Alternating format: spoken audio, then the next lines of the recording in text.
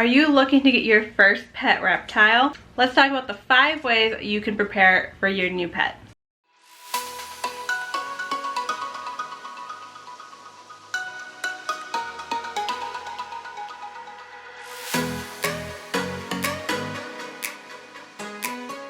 Hi everybody, I'm Zoe. Most people know me as ZA Reptiles. Welcome to my channel if you're new. Welcome back if you're not. Today we're going to discuss the 5 ways that you can prepare for your new pet reptile, starting right off the bat with number 1.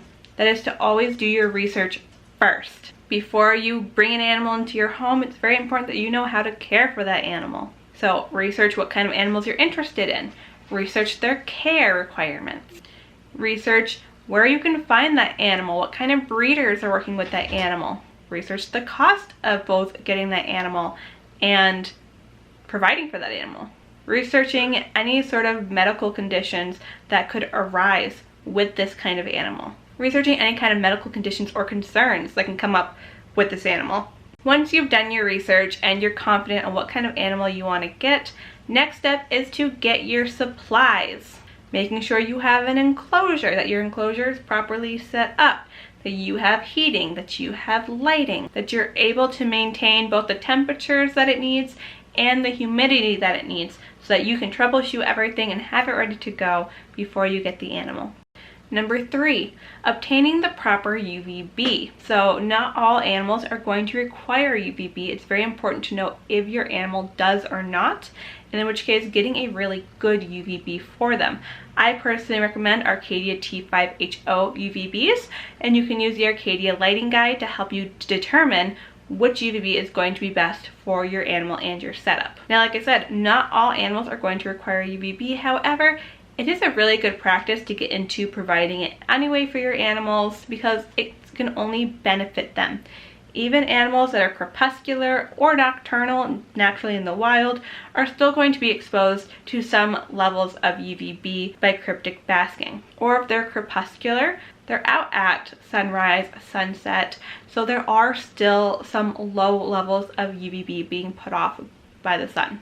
So adding UVB to your enclosure, no matter the animal, is only going to benefit your animal and make them even more healthy. So I always recommend it.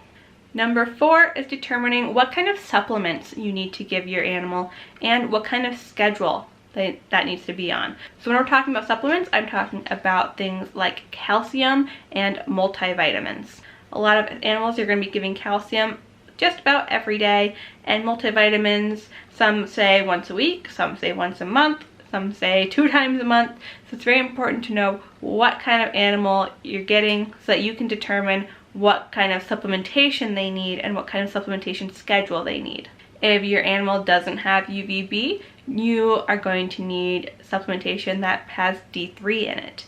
If you are providing UVB, you might not need that D3, or maybe you just do D3 in your multivitamin and not your calcium. This is all going to depend on your animal and the setup that you're providing, which is why it's very important to plan this all ahead of time. And number 5 is understanding their dietary needs and how you can provide variety for them. Just like us, we don't want to just eat one thing, we want a variety.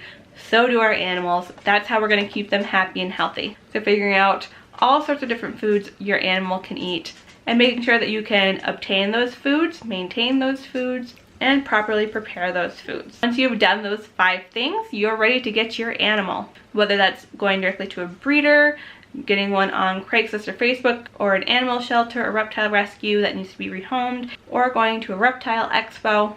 That's just another thing that you have to determine, but I would definitely recommend going with a captive bred animal. Stay away from wild caught or farm raised animals. These are usually going to end up with different issues that you're going to have to deal with.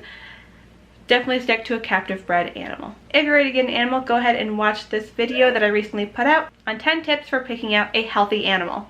Alright, that's it for today's video. Thank you guys for watching. My dog's barking, so I think she has to go outside, so I'm gonna head off. Thank you guys for watching. We'll see you for the next video. Bye!